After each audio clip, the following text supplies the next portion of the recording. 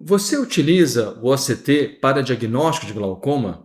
Se sua resposta for sim, não deixe de assistir essa aula para que você realmente compreenda e interprete de maneira adequada um exame tão importante no acompanhamento e também para diagnóstico do glaucoma. Bom, falaremos agora sobre o OCT para diagnóstico de glaucoma, não para acompanhamento. Estes são nossos conflitos de interesse sem relação alguma com o que vai ser apresentado. Nós temos que fazer uma correlação entre o que a gente vê à retinografia com o que é encontrado na tomografia. Então, todas as estruturas que são correlacionadas, porque elas podem interferir diretamente na espessura que o exame vai apresentar. Então, nós temos em azul claro a superfície interna da retina. Nós temos o complexo do epitélio pigmentado da retina e membrana de Bruch. Nós temos a coroide, a lâmina equilibriforme. Essas são, então, as bases de um exame de tomografia e também que você vai ver na retinografia. Muito importante, o limite da membrana de Bruch é o que delimitaria, então, o limite do disco óptico. Então, esse limite da membrana de Bruch é correspondente ao limite do disco óptico. E nós temos os vasos. Muito importante considerar os vasos, porque eles estão diretamente relacionados com a espessura da retina, que você vai ver na espessura total lida pela tomografia. Então, a presença dos vasos vai estar correlacionada a aumento ou a diminuição da espessura que você vai ver na tomografia. Vamos levar em consideração outros pontos importantes. Há uma diminuição da espessura da camada de fibras nervosas da retina com o aumento da idade e também com o aumento do diâmetro axial do olho. Ao contrário, quanto maior é o disco óptico, mais próxima da margem do disco vai estar o anel de leitura da tomografia, e quanto mais próximo ele está, mais células nós temos, então mais espesso vai dar. Então nós temos que ter essa correlação, além, logicamente, de saber que há uma diferença entre as raças, ou seja, nós temos uma diferença da espessura de acordo com o tipo racial do seu paciente. Qual que é o perigo da análise transversal? Então, se você faz uma análise transversal, pega um exame e fala assim, tem ou não tem glaucoma? Pelo exame que está fazendo uma análise transversal e você não tem nada para trás e nada para frente, fica muito difícil, nós vamos saber por quê. Porque esse paciente, por exemplo, você está vendo, ele está engordando. Nós não sabemos se ele está vindo de cá, está comendo um sanduíche e está engordando, ou se ele está vindo de cá, que ao invés de comer 3 sanduíches, ele está comendo um sanduíche só e está emagrecendo. Então, essa análise transversal, ela é importante, ela é possível, mas temos que tomar muito cuidado. Mesma coisa, eu pegar uma foto dessa, lá de 2006, e falar assim, puxa vida, é glaucoma? Logicamente, nós temos uma ampla escavação, temos aqui uma deflexão do vaso, suspeitando talvez de um note nessa região, temos uma região suspeita de uma hemorragia com um defeito arqueado. Puxa, isso é glaucoma ou isso foi glaucoma? Não tem como a gente saber, talvez, olhando somente uma foto. Eu sei que é um disco óptico glaucomatoso, mas eu não sei se essa doença está em evolução. Mas quando eu pego a fotografia dele de 2009, ou seja, de 7 anos atrás, eu vejo que realmente houve uma alteração super importante no tamanho da escavação e nas características do disco óptico. Então, nesse caso especificamente, é um caso de glaucoma em atividade. Por isso que você fazer uma análise transversal, mesmo com um exame super importante como o OCT, para diagnóstico ele é também complicado. Ele fala se é ou se não é, mas nós não sabemos se a doença está em atividade ou não. Então, vamos entender nesse cenário 1, diagnóstico, oftalmologista generalista. Ele está lá na clínica dele, fazendo as consultas dele, e recebe ou solicita um OCT e vê lá o resultado, se é ou não é glaucoma. Então, nesse caso do oftalmologista generalista, a gente vê que realmente a capacidade diagnóstica do OCT é melhor. Então, vale sim a pena você pegar, apesar de todos os defeitos, de todos os artefatos que o OCT traz, se você pega um exame e compara o resultado, é vermelhinho é doença, não é vermelhinho não é doença, com um oftalmologista generalista fazendo avaliação, o OCT ele é melhor. Então, nós temos o que? Nesse caso, para diagnóstico, uma melhor avaliação de discos do que o oftalmologista generalista pela tomografia. Quando você compara, já em outro caso, você pega a retinografia, a retino mais OCT, a retina mais o red free, retino mais red free mais OCT, em oftalmologistas especialistas, a diferença não foi muito grande. Por quê? Porque o OCT não foi capaz de aumentar a performance diagnóstica do especialista. Ele ajuda, mas para diagnóstico ele não foi melhor do que o especialista para fazer essa avaliação. E a ideia é que você se torne um especialista nisso, tá ok? Vamos nesse caso, WSO, 65 anos de idade, sem uso de protetores oculares, com uma história familiar positiva de glaucoma. Uma acuidade visual similar nos dois olhos, 20/25, uma pressão controlada, 10 e 11, uma córnea fina, relativamente fina, 490 micra, e o ângulo aberto. Aí você pega aqui, nós temos um campo visual praticamente normal, então a gente não tem nenhum defeito nem no olho esquerdo, nem no olho direito. Você pega o disco óptico dele, é um disco óptico que tem essa suspeita nessa região, então é um disco óptico relativamente pequeno, com uma verticalização da escavação e um afinamento que eu considero suspeito nessa região. Aí você pega o ACT, ele confirma esse defeito. Então ele vê realmente que aqui nessa região a gente tem uma menor espessura da camada de fibras nervosas da retina. Apesar desse vaso estar distante desse, a tomografia está mostrando essa região como diminuição da espessura, talvez essa leitura pode ser pela posição dos vasos. Mas quando você olha aqui na região temporal inferior do lado direito, a gente vê que realmente tem uma diminuição da espessura comparado com o lado esquerdo. Então essa região, sim, temporal inferior, é uma região de interesse para glaucoma, tá ok? Então a gente vê que realmente tem essa alteração. No cenário número 2, confirmar um defeito de glaucoma inicial. Então a gente pega um glaucoma pré-perimétrico, um glaucoma inicial, a capacidade diagnóstica do ACT em glaucomas pré-perimétricos é muito baixa. Você pode ver que realmente ela é muito próxima aqui da linha de 50%. Então a gente pega aqui, seria nesse caso, a média da espessura da camada de fibras nervosas da retina, e aqui a gente tem aqui o GCC. Então a gente vê realmente que a capacidade diagnóstica é muito baixa e ela vai melhorando à medida que o glaucoma vai progredindo, tá ok? Então quanto mais profundo é o defeito de glaucoma, mais a tomografia ela é assertiva em falar que o paciente está com alteração.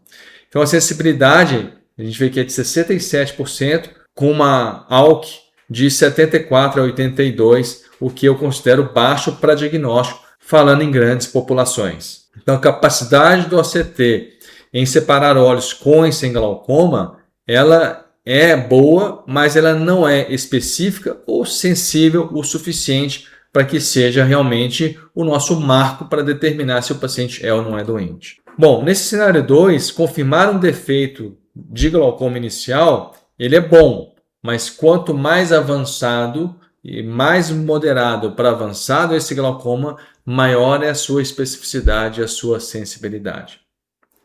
No cenário número 3, criar um baseline para pacientes com alta chance de desenvolver ou progredir o glaucoma.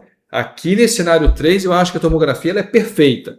Então é muito difícil a gente pegar hoje ou atender um paciente que ele tem uma suspeita de glaucoma, seja pelo disco, seja hipertensão ocular, pela história familiar ou o que seja, e você não fazer uma tomografia para deixar esse exame guardado, ok? Então essa primeira análise, para você começar a fazer esse baseline, eu acho que sim, é super importante. Vamos ver esse paciente, JAV, 31 anos de idade, em uso de latanoprost e primolidina em ambos os olhos, sem história familiar. A gente vê que aqui nós temos um campo normal, do lado esquerdo, e do lado direito nós temos um defeito nasal inferior. E aqui talvez um pouquinho de aumento da mancha cega. Observem que tem também um outro defeitinho aqui lá atrás que não foi confirmado. E nesse olho direito nós temos aqui um defeito estrutural inferior. Então eu corresponderia talvez a um defeito de campo visual nasal superior e não nasal inferior, como nesse caso de cá. Aí como é que vem a tomografia? Vem com esse tanto de defeito. Então vem com o defeito bem típico nessa região. Eu gosto muito de fazer essa avaliação aqui. Vem aqui nessa região um defeito, confirmado aqui, outra diminuição da espessura ali. E do lado esquerdo também apareceu esse defeito nasal inferior, temporal inferior e temporal superior. Então observe que na retinografia a gente não via tantos defeitos assim. mas na tomografia ele sim demonstrou outras alterações. Então, na minha percepção, fazendo uma análise fria, o que eu acho? Assim, esse paciente não está progredindo, então o que eu acho? Eu acho que esse defeito ele é real, aqui e aqui são artefatos, porque o disco é oblíquo, nessa região superior e nessa região superior, eu não acho que é uma alteração real, porque há uma temporalização dos vasos da arcada. Então, essa temporalização dos vasos da arcada, elas podem dar essas alterações sem, de fato, serem considerados glaucoma. Agora, esse ponto aqui, para mim, ele é típico de glaucoma. Aí você tem que realmente prestar muita atenção e fazer uma análise criteriosa e detalhada de cada um desses printouts e dessas leituras e gráficos que a tomografia te apresenta. Cenário 4. Afastar o diagnóstico de glaucoma. Então, imagine esse paciente de 54 anos de idade, fez o washout lateral na próstata e sem história familiar. Visão normal, pressão de 23, córnea espessa, ângulo aberto. Então, nesse cenário, esse paciente tem um campo normal, tem um disco óptico aparentemente normal, a gente pode ver a retinografia, um ótimo exame, e a tomografia mostrando uma espessura maravilhosa da camada de fibras nervosas da retina, tanto no olho direito quanto no olho esquerdo, e mais ainda, mais espesso na região inferior. Então, essa região que é a nossa região de interesse, ela é mais espessa ainda do que a região superior. Então, mostrando o quê? Que esse paciente estava usando a tonopróstata com pressão de 23, mas a córnea dele é grossa e tem muita estrutura para proteger esse olho e a gente ganhar algum tempo. Então, nesse caso, foi realizada a retirada do medicamento. Então, é muito importante também a gente, nesse cenário, conhecer os artefatos. Por quê? Porque eles estão presentes em 26% dos pacientes normais e chegam até 44%, 53% em pacientes com glaucoma. O que o artefato faz? Ele te dá uma alteração que não é real e a gente pode errar. Você imagine, se você estiver fazendo um OCT para diagnóstico de glaucoma e esse OCT ele pode trazer alterações não verídicas em até 50% dos casos, é quase que uma moeda jogando para cima. Por isso que é importante você ter esse conhecimento para questionar o que você está vendo e para questionar o que o seu colega está te encaminhando como relatório. Então você imagina, a gente errar em 43% dos casos. É muita coisa e a gente vai estar tratando quase que metade dos nossos pacientes sem necessidade. Então 24% dos artefatos mascarou uma progressão verdadeira. 36% dos casos levou a uma interpretação de progressão incorreta. Então é super importante a gente conhecer, por exemplo, o Rare Disease. O Rare Disease ocorre em olhos tanto míopes quanto hipermétropes, mas está relacionado à raça, automíopes, doenças maculares, perdas não glaucomatosas, drusas e doenças de retina, além de atrofias peripapilares. O que é o Rare Disease? É um olho normal que o ACT vem vermelhinho. Aí você está vendo só o vermelhinho, acha que é doença e trata esse paciente. Então existe isso.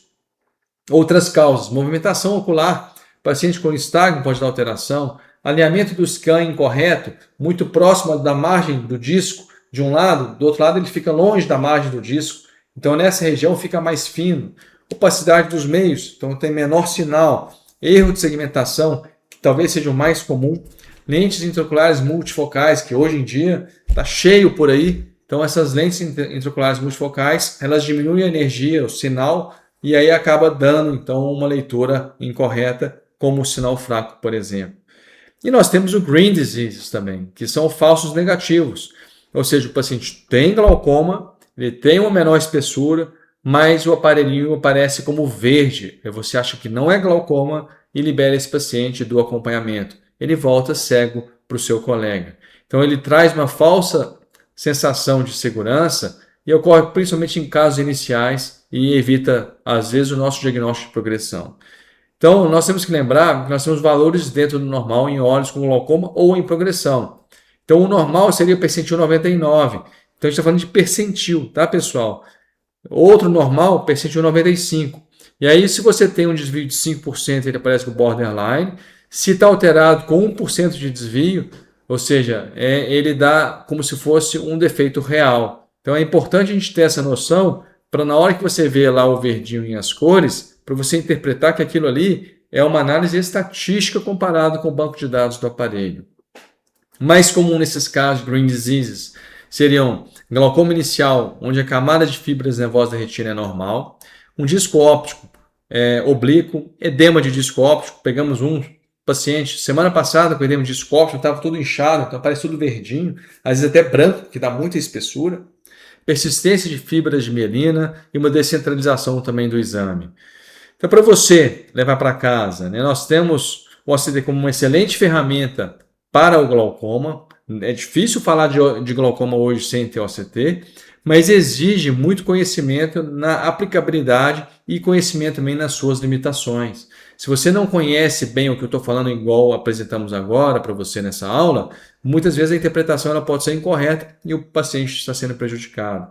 Então, como diagnóstico, sim, para o oftalmologista generalista, acho que é útil confirmar um defeito inicial, fazer um baseline para avaliação de progressão e também para afastar o diagnóstico incorreto de glaucoma.